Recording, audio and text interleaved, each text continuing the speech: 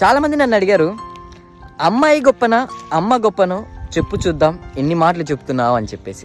కన్న పేగు తెంచుకున్న కొడుకు తిన్న ఎంగిలి పళ్ళెం కడిగే తల్లి గొప్పదైతే, ఏ రక్త సంబంధము లేకుండా తాళి అనే బంధంతో మన ఇంటికి వచ్చి మనం తిన్న ఎంగిలి పళ్ళెం కడిగే అమ్మాయి కూడా గొప్పదే కదా.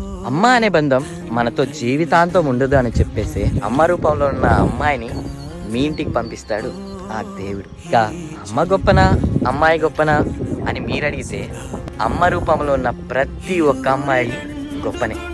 ఎందుకంటే ఏ అమ్మాయి అయినా అమ్మ అవుతుందో లేదో తెలియదు, కానీ అమ్మ అవ్వాలంటే మాత్రం అమ్మాయిగా పుట్టాల్సింది. అమ్మనే కాకుండా అమ్మ రూపంలో ఉన్న ప్రతి ఒక్క అమ్మాయిని రెస్పెక్ట్ ఇవ్వడం మాత్రం మర్చిపోకండి.